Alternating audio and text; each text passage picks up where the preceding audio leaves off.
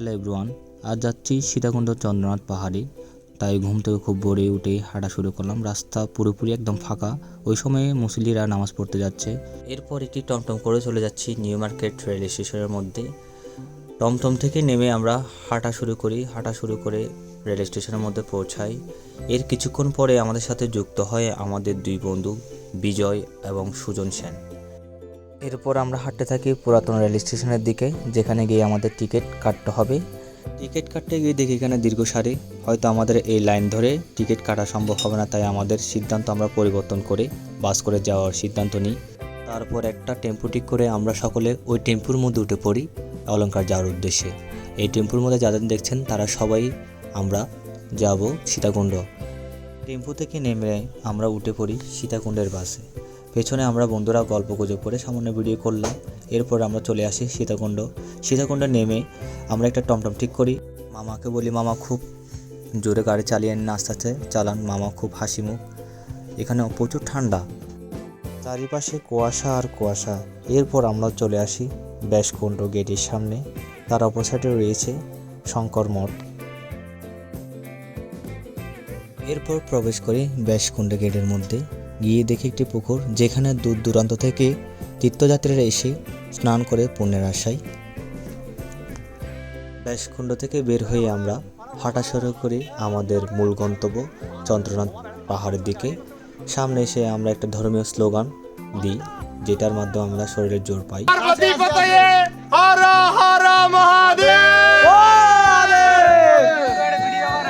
সামনে এগোতে আমাদের চোখে পড়ে শ্রী শ্রী সীতামায়ের মন্দির।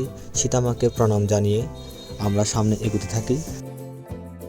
আমাদের এই পাহাড় যাত্রা এই বিশ্বনাথ মন্দির থেকে শুরু। বিশ্বনাথ মন্দিরকে প্রণাম জানিয়ে আমরা সামনে আগাই। এগোতে একটু দোকান পড়ে, যেখানে বিভিন্ন দ্রব্য সামগ্রী বিক্রি করে। এক পাশে আমাদের ছোট বোন মণি বসে থাকে, সে খুব ক্লান্ত। কুয়াশার জন্য পাহাড় ভালোভাবে দেখা যাচ্ছে না। আমরা জগন্নাথ মন্দিরকে প্রণাম জানিয়ে পাহাড়ের দিকে উঠতে থাকি। এটি চট্টগ্রাম জেলার সবচেয়ে উঁচু পাহাড়ের শৃঙ্গ হিসেবে বিবেচিত, যার উচ্চতা সমুদ্রপৃষ্ঠ থেকে আনুমানিক 1020 ফুট, প্রায় 310 মিটার। এরপর আমরা আস্তে আস্তে উপরের দিকে উঠতে থাকি। এখানে খুব সতর্কতার সাথে পা ফেলতে হয়, না হলে একটু ভুল হলে পাহাড় থেকে পড়ে যাওয়ার সম্ভাবনা বেশি। এরপর আমাদের সাথে দেখা হয় বান্দর মামার সাথে। আমি এখন যে অবস্থানে আছি ওই পাহাড়টুকু অনেক খাড়া অবস্থায়। এখানে উঠতে হলে আপনাকে অতি সতর্কতার সহিত উঠতে হবে। এরপর আমরা আস্তে আস্তে উঠে পড়ি শ্রী শ্রী বিরূপাক্ষ আদি মন্দির ও শ্রী শ্রী বিরূপাক্ষ মন্দিরে। এরপর আমাদের নেক্সট গন্তব্য হয় পাতাল কালীবাড়ির উদ্দেশ্যে। সামনে এগোতে আমরা আরেকটি স্লোগান দিই ধর্মীয়, যার মধ্যে আমরা জোশ পাই।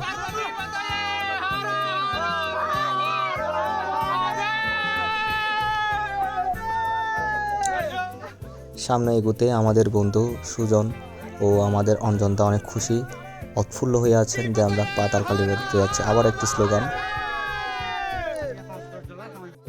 পাতাল কালীবাড়ি যেতে হলে আমাদেরকে উপর থেকে নিচে নামতে হয়, যার কারণে অনেক সতর্কতা অবলম্বন করে নিচে নামতে হয়। আমাদের অঞ্জনদা নামতে খুব কষ্ট হচ্ছিল। সামনে এগোতে চোখে পড়ে একটি ছোট্ট দোকান, যেখানে তীর্থযাত্রীরা একটু বিশ্রাম করে কিংবা জিরোয়। অবশেষে দেখা মিলে আমাদের সেই পাতাল কালীবাড়ি, যেখানের জন্য আমরা সেই উপর থেকে নিচে নেমেছিলাম। অবশেষে আমরা হাঁটবো সেই পাতাল কালীর উদ্দেশ্যে। পাহাড় থেকে নেমে আমরা এবার ঢুকে পড়ি পাতাল কালীবাড়ির মধ্যে। এরপর শ্রী শ্রী উল্টো পাতাল কালীবাড়িকে মাতিয়ে আমরা একটু সামনে এগোতে থাকি, যেখানে আমি, সুজন এবং রাজীব, বিজয় সহ ঢুকে পড়ি। গোবিন্দ গোবিন্দ বলো রে, জয় রাধে রাধে, কৃষ্ণ কৃষ্ণ গোবিন্দ গোবিন্দ বলো রে, রাধে গোবিন্দ গোবিন্দ গোবিন্দ গোবিন্দ গোবিন্দ গোবিন্দ গোবিন্দ গোবিন্দ গোবিন্দ গোবিন্দ ডাকরে, জয় রাধে রাধে, কৃষ্ণ কৃষ্ণ গোবিন্দ গোবিন্দ সুগন্ধিম পুষ্টিবর্ধনম উর্বারুকমিম বন্দনাম মৃত্যুর্মোক্ষামৃ মৃদাৎ। ওম পশুপতে নমঃ, রিং অকারায় পশুপতে নমঃ, পশুপতে নমঃ, পশুপতে নমঃ। পাতাল কালীবাড়ি থেকে আবার আমরা উঠে পড়ে চন্দ্রনাথ পাহাড়ে, যেখান থেকে দেখা যাচ্ছে শ্রী শ্রী বিরূপাক্ষ মন্দির। এরপর প্রবেশ করি চন্দ্রনাথ মন্দিরে। মন্দিরে ঢুকে শিব ঠাকুরকে স্নান করাই চলে যাওয়া। আমরা এই 310 মিটার পাহাড় অতিক্রম করে নিচে নামতে হবে। তখন একটু সূর্য ওঠার কারণে একটু মন্দিরের ভিউটা নিলাম। আর যাদের দেখতে পাচ্ছেন তারা আমাদের সবাই সহপাঠী। আমরা সকাল থেকে সবাই উপোস ছিলাম, যার কারণে আমরা এখানে এসে কিছুটা নাস্তা করি। চন্দ্রনাথ থেকে নামতে খুব সোজা, কারণ সব সিঁড়ি। এরপর দেখি দুই পাশে দুই পাহাড়, তার মধ্যে দিয়ে রাস্তা।